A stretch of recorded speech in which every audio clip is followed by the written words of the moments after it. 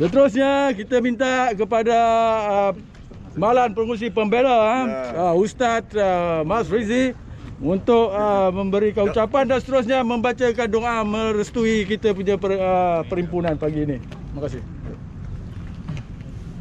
Terima kasih pada Meja Besara Razali Zakaria selaku penyelaras program penyerahan memo pada Yang Teragung kita pada hari ini.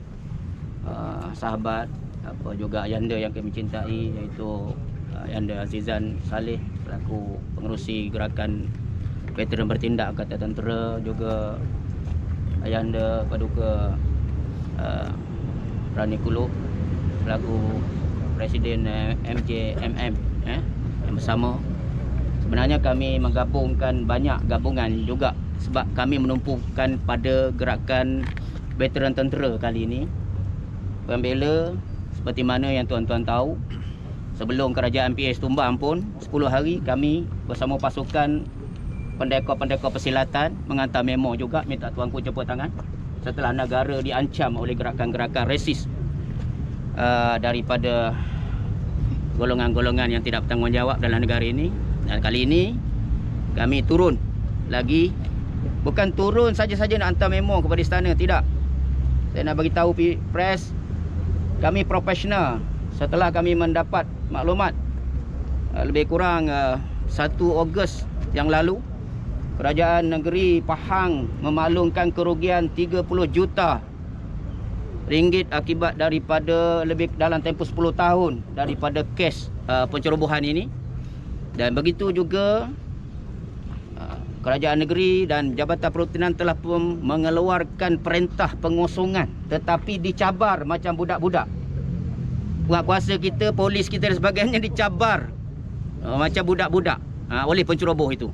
Ini benda yang memang menaikkan rasa macam sangat-sangat tidak puas hati di kalangan rakyat pribumi khususnya, terutama jiwa-jiwa pejuang yang seperti kami ni yang tak ada kepentingan. Dan ketiganya, bila mereka mendapat perintah menahan pengosongan, makna buat injunction di mahkamah supaya perintah itu disekat pada 28 Ogos. Dalam masa sebulan tu dia boleh rush sekat perintah. Hebat tak hebatnya penceroboh ni. Dan begitu juga perbicaraan pada 28 Oktober sepatutnya dah selesai, pun tak selesai juga, ditangguhkan untuk keputusannya pada 9 Disember minggu lepas, Rabu lepas. Kami hadir ke mahkamah. Malangnya sekali lagi, mereka masuk affidavit dan macam ada nego lagi, perbincangan lagi, seolah-olah kelonggaran lagi, sehingga perkara itu ditangguh sehingga kepada 23 hari Rabu depan. Setelah kita meninjau daripada unit risikan kita, kita ada unit risikan, bukan kita nak buat dedah-dedah, kita masuk ke dalam hutan, pergi tengok kawasan yang diceroboh. Dan kita ada tim kita yang meninjau. Ini bukan berlaku di Raub sahaja, seluas 4,400 ekar. Yang disebut ini cuma sedikit sahaja, tak sampai 10% pun, tak sampai 5% pun. Dianggarkan seluruh negeri Pahang telah diceroboh, yang kita anggarkan sudah lebih ratusan ribu ekar. Dan benda ni dah berlaku begitu lama. Dan gerakan yang bergerak ini melibatkan gerakan dari bawah sampai ke atas yang bertanggungjawab, iaitu seperti kartel. Bila mana gerakan mereka dah bersifat kartel, tuan-tuan tahulah, nak buat pemutihan bukan senang. Kalau polis nak buat pemutihan, berapa ramai polis yang kena ambil tindakan? Kena ambil tindakan terpaksa buang. Begitu juga Jabatan Immigration, berapa ramai yang baru ni? Daripada bawah sampai timbalan pengarah. Jadi nak buat pemutihan. Dan zaman sekarang sepatutnya kerajaan dah berubah. Zaman sekarang ni lah kita nak membuat peningkatan dan pemulihan semula integriti kerajaan dah puak kuasa kita. Ini masa dia. Tak ada masa lagi dah. 22 bulan kami dah penat membantu kerajaan. Cukuplah. Ini bukan masa kami nak sibuk berpolitik lagi. Ini masa kami nak melihat ketelusan dalam ketegasan mempertahankan tanah yang diceroboh. Dan membela peribumi, terutama veteran-veteran yang berjasa ini. Mereka ini seolah-olah dia anak tirikan, kera di hutan disusukan anak sendiri mati kelaparan.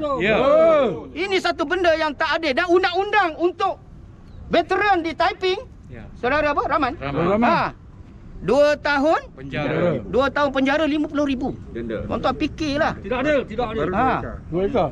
2 ekar. Ya. Ya Allah. Ini 4,400 hektar. Masih boleh nego sekat perintah kerajaan. Boleh bersenang lenang lagi. Masya Allah. Membuli dan membuli sungguh perundangan negara kita. Dan orang-orang yang jadi pemimpin kalau tak ada rasa hati lagi, berhentilah jadi pemimpin. Kamu tak layak jadi pemimpin sebab tak berani nak bersuara mempertahankan hak tanah air ini daripada diceroboh. Yes. Sebab pejuang-pejuang ini dengan berjuang dengan darah dan air mata mereka. Bukan berjuang dengan senang lenang hanya pilihan raya. Jadi kena faham. Rakyat dan kita pergerakan ini serentak dengan semayang hajat para ulama' dan habib-habibnya kita buat di Masjid Tengku Panglima Perang itu hari di Kuantan. Kita gerakkan seluruh ulama'-ulama' dan negara ini solat hajat, bermunajat, membantu kerohanian kita. Di samping kita bergerak dengan ratusan NGO, bahkan ratusan lagi gabungan-gabungan dalam veteran tentera, polis dan sebagainya. Kita bukan bergerak sendiri, bukan nak mencari kepentingan apa-apa. Tapi kami sebagai rakyat dan saya sebagai rakyat Pahang yang berjasa dah di Selangor ni, kami pembela ni dah banyak kali sangat dah duduk di medan. Sampai ke Dataran Merdeka tu, himpunan 812 pun kami antara yang bersama menganjurkan. Jadi sebab itu kami tak boleh bertahan lagi. Dan gelombang ini mungkin akan berlaku. Gelombang rakyat seperti Aisyah akan berlaku di negeri Pahang. Kalau sekiranya tidak ada suatu ketegasan menangani perkara ini. Dan kita dah cek dah, enforcement pun dah macam tak berani nak bertindak. Orang politik pun masih lagi berbincang-bincang. Kita tak nampak dah di mana kita nak mengadu. Seperti mana yang Ayah Azizan cakap tadi. Kita kena akhir final. Ini final lah mengadu kepada yang tertinggi. Kuasa yang tertinggi dalam negara kita iaitu Duli Yang Maha Mulia Seri Paduka Baginda Yang Teragung. Dan dalam masa yang sama kami serentak sekarang ni. Kami serentak mengantar di Istana Kuantan, di Istana Pekan, Istana Sultan Abu Bakar. Dalam masa yang sama kita berdiri di Istana Negara ini. Mereka di sana sedang menghantar memorandum bersama veteran tentera kepada Tengku Mahkota di negeri Pahang. Dan juga kita di sini pun serentak bersama. Ini 2 istana serentak kita hantar memo. Untuk apa kita hantar memo ni? Kita melihat hanya penubuhan Suruhanjaya diraja sahaja yang bersifat independen, berkecuali boleh menyelesaikan masalah ni. Kalau nak agak kepada orang politik, kita tak nampak jalan lagi setakat ni. Nak agak pada enforcement pun tak nampak jalan lagi. Tak boleh pakai. Nak agak Jabatan Hutan tak nampak lagi. Nak agak PTG tak nampak lagi. Jadi tuan-tuan, kita nak agak siapa? Adakah kita nak tanah Rizal Melayu yang disebut oleh Raja Melayu sebelum mereka, 7 wasiat Raja Melayu bahawa 50% tanah Melayu ni mesti dipertahankan untuk hak peribumi. 50% boleh dikongsi dengan kaum yang lain. Tetapi sekarang pakar-pakar kajian tanah menyebutkan tanah Rizal Melayu tinggal 12% saja. 12% yang sikit ni pun nak diambil lagi. Mana tak nak cucu kita nak duduk nanti? Jadi sebab itu kita merapat sembah mohon pertimbangan daripada tuanku untuk menubuhkan Suruhanjaya Diraja mengenai isu pencerobohan tanah di Raut dan seluruh negeri Pahang. Dan kalau berjaya di negeri Pahang ini, kita nak penanda aras ini akan membina gelombang tanah-tanah di daerah lain yang diceroboh dapat diambil balik. Dan negeri-negeri lain yang diceroboh tanah-tanah Melayu di Perak, di mana, ambil balik. Kalau Pahang berjaya ambil balik. Sebab ini hak kita. Kita tak boleh biarkan. Jadi sebab itu, sampai sudah masa kita bertegas setelah kita terlalu lama mengikuti mereka ini. Jadi sebab itu, saya menyeru sekali lagi kepada media, tolong sebarkan berita ini. Dan saya berterima kasih sangat kepada pihak Duli Yang tuanku tadi, pegawai-pegawai khas istana menyambut kami dengan begitu baik dan berjanji akan menyampaikan segala maklumat. Dan tuanku pun dah tahu dah maklumat ni. Tuanku nak dengar suara rakyat. Dan rakyat membawa suara daripada gabungan NGO dan veteran ini. Ini gelombang rakyat. Kami bukan gelombang politik, kami gelombang rakyat. Jadi sebab itu tuanku kena tahu, kami berdiri teguh di belakang tuanku. Tolak tuanku. Kita berdiri di belakang tuanku. Jadi insya-Allah Allah akan bantu kita insya-Allah. Liridhaillah wa bisyafaati Rasulillah sallallahu alaihi wasallam. Al-Fatihah. Dengan veteran tentera sehingga sejam lebih dah dalam segmen tu, boleh rujuk kepada pembela punya media. Yang kedua, kita telah menyatakan sama ada menang ataupun kalah, kita akan terus menuntut supaya Duli Yang Maha Mulia Seri Paduka Baginda Yang Agung dan Sultan Faham menubuhkan Suruhanjaya Diraja.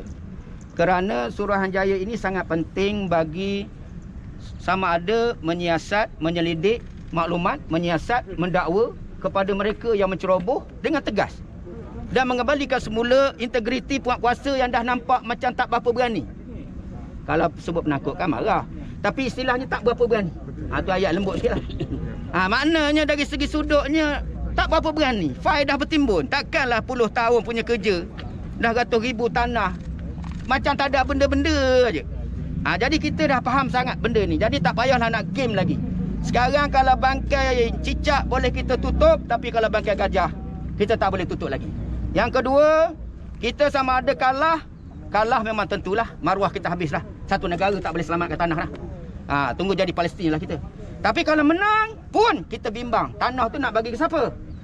Kemudian tanah-tanah yang banyak lagi tu tak ada nak dakwa ke? Jadi kita nak Suruhanjaya ini terus memantau. Sebab Juruhanjaya ni kita nak badan independen, badan yang bebas.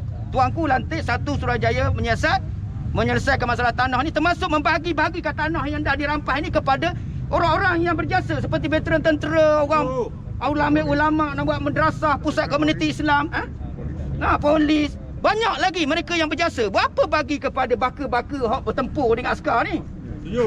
Jadi benda tak masuk akal. Patutnya apa kita menang bila kita merdeka, tanah tu kembali kepada orang kita.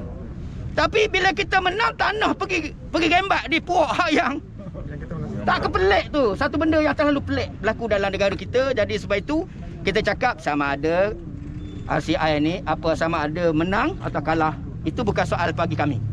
Soalnya Suruhanjaya Diraja mesti ditubuhkan yang bersifat independen.